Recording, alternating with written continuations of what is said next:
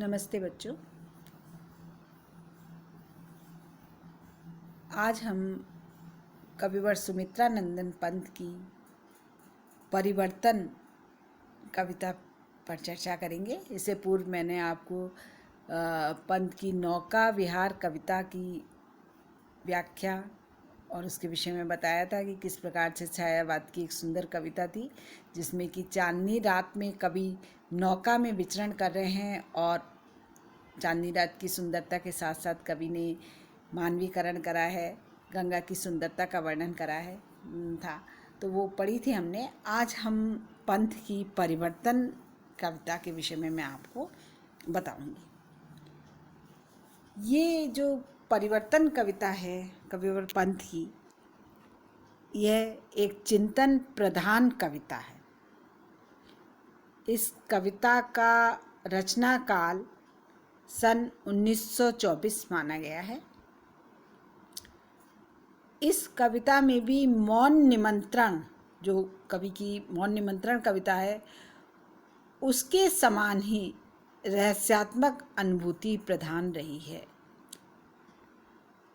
जिस समय कवि पंत ने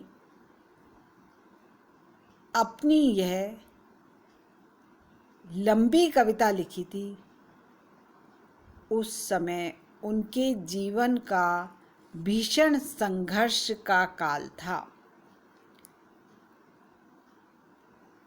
क्योंकि कवि छायावादी सुंदरता के सुकुमार कवि थे, प्राकृतिक सौंदर्य था उनका।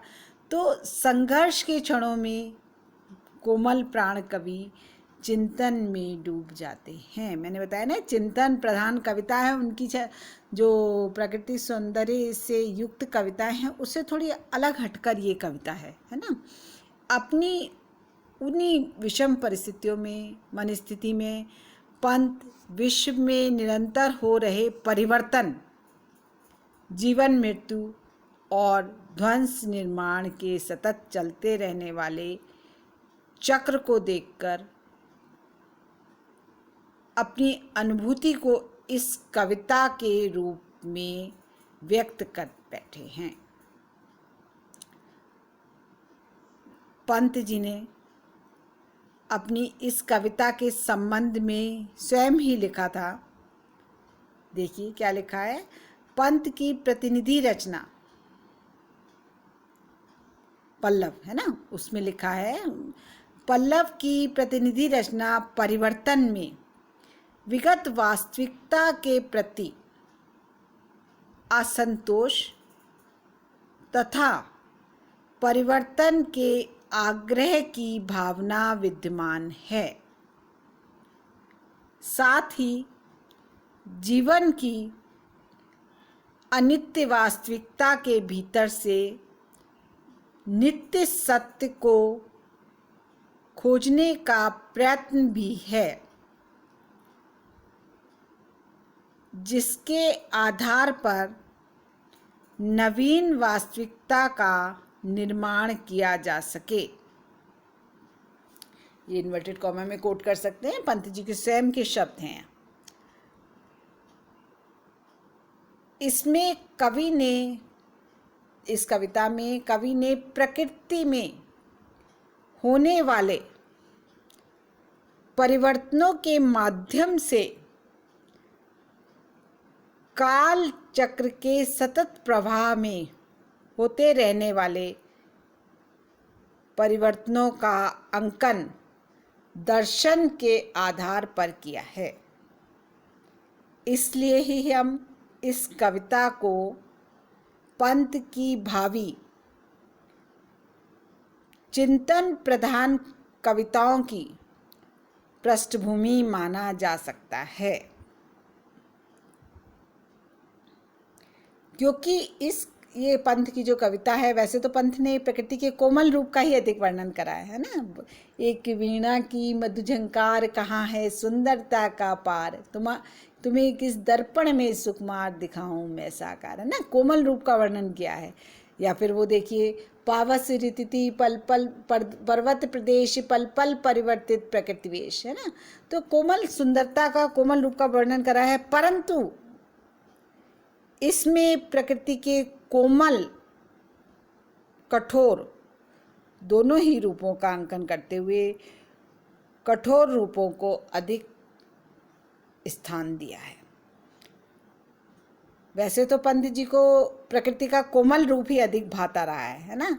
उसका कठोर और उग्र रूप उनके मन को अधिक नहीं बांध पाया है। फिर भी उन्होंने अपनी कुछ कविताओं में मुख्य रूप से इस परिवर्तन में प्रकृति के कठोर, उग्र और रौद्र रूप का अंकन किया है।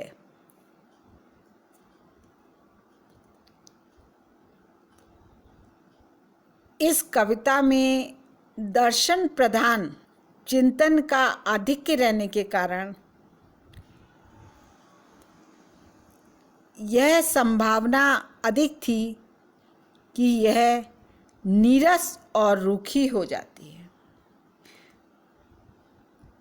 परंतु पंत का कुशल कवि इस संभावना को पूरी तरह से दूर कर देने में सफल रहा है। यही कारण है कि इस कविता में भावपक्ष और कला पक्ष दोनों ही रूपों में एक सर्वांग सुंदर और अत्यंत ही सशक्त कृति बन सकी है। इस कविता की गणना पंत की काव्य की श्रेष्ठ कविताओं में की जाती है। यद्यपि इसकी भाषा थोड़ी सी क्लिष्ट है ना बच्चों। इसकी थोड़ी सी आप पढ़ोगे तो जो पहले कविता पढ़ी नौका बिहार से, उसके तुलना में इसकी भाषा तुम्हें थोड़ी सी क्लिष्ट लगेगी कहीं पर अपने इस परिवर्तित रूप में इतनी सार्थकता भर दी है कवि ने कि ये कविता बहुत सुंदर प्रतीत होगी, है ना। आप इसको जब पढ़ोगे तो आपको बहुत अच्छा लगेगा। एक तुलनात्मक रूप से एक अध्ययन आप इस कविता में पढ़ोगे। बहुत सुंदर चिंतन प्रधान कविता है ये, है ना।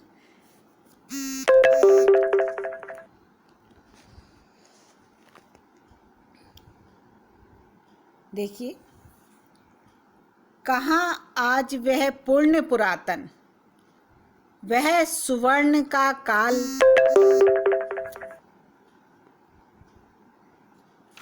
भूतियों का दिगंत छविजाल, ज्योति चुंबित जगती का भाल,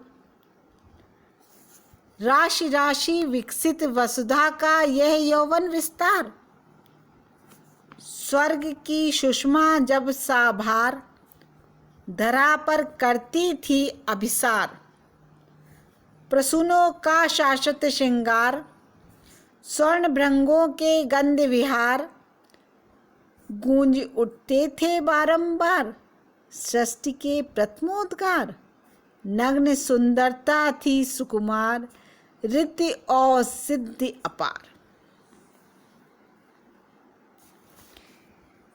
तो प्रस्तुत पद्यांश जो है वो परिवर्तन नामक कविता से कवि की चयनित किया गया है और ये कविता सुमित्रानंदन पंत की रश्मिबंध काव्य संग्रह में संकलित एक चिंतन प्रधान सुंदर रचना है।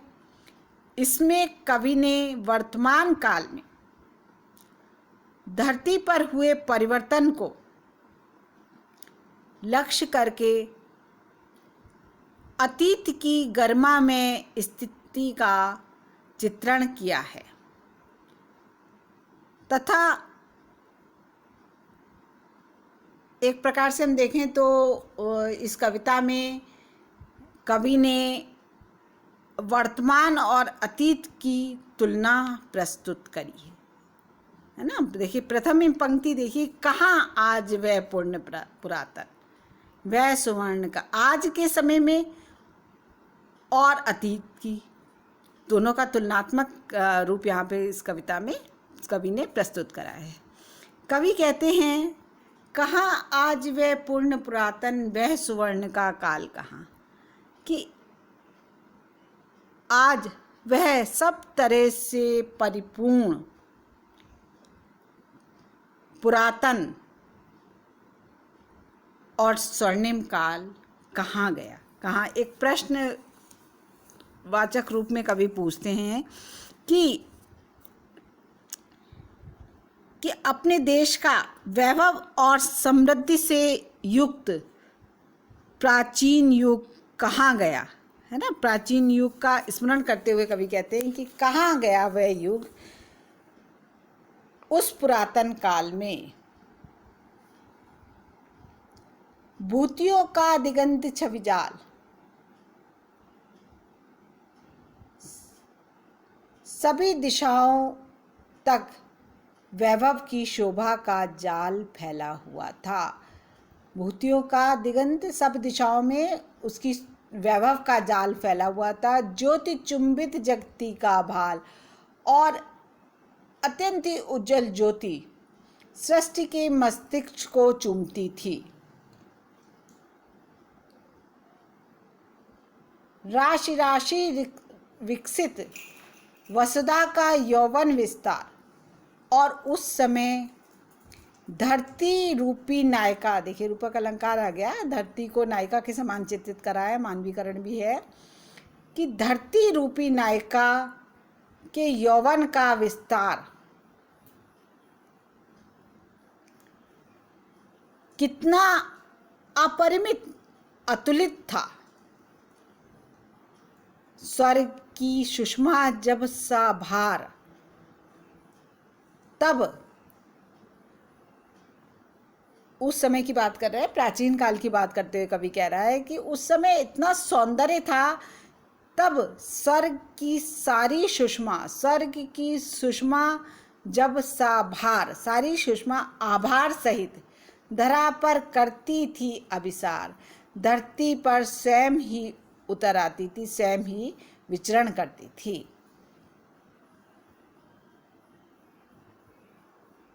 प्रसूनों का शाश्वत श्रृंगार, प्रसून किसको कहते हैं, पुष्पों को, है ना। तो उस समय धरती पर पुष्पों का शाश्वत श्रृंगार होता था। स्वर्ण भृंगों के गंध विहार और सुनहरे भौरों के द्वारा पुष्प गंध के मध्य विचरण होता था। भौरे उस पर विचरण करते थे। तो सृष्टि के प्रथमोद्गार, उस काल में सृष्टि के प्रथम उद्गार बार बार गूंजते थे, अर्थात वेद मंत्रों के स्वर गूंजते रहते थे। नग्न सुंदरता थी सुकुमार और अनावृत सुंदरता अतीव सुकुमल थी, तथा रिद्धि और सिद्धि अपार, तथा रिद्धि एवं सिद्धि अपार रूप से व्याप्त थी। इस तरह से पुरातन काल हर तरह से संपन्न और समृद्ध काल था। स्पष्ट हुआ। इसमें कवि ने सृष्टि के आदिकाल में धरती पर जो सुख, समृद्धि, शांति, प्राकृतिक सुंदरता थी, उसका वर्णन करा है और पूछ रहे हैं कि कहाँ, आज वह सब कहाँ है, उस तुलनात्मक वर्णन करा है। और कवि ने समय की गतिशीलता एवं परिश्रमशीलता की ओर भी इसमें संकेत किया है। अब देखिए अलंकार कौन कौन से इसमें प्रमुख अलंकारों का वर्णन किया है। इसमें अनुप्रास अलंकार तो है, पुनरुक्ति प्रकाश अलंकार भी है ना, रूपक अलंकार है, मानवीकरण अलंकार है, काव्यलिंग अलंकार का प्रयोग हुआ है। भाषा तो मैंने आपको बताया ये प्रधान खड़ी बोली है। थोड़ी सी यहाँ पर क्लिष्टता है, इस कविता में थोड़ी क्लिष्ट भाषा है कवि की, है ना। और बाकी तत्सम प्रधान शब्दावली का यहाँ पर प्रयोग हुआ है।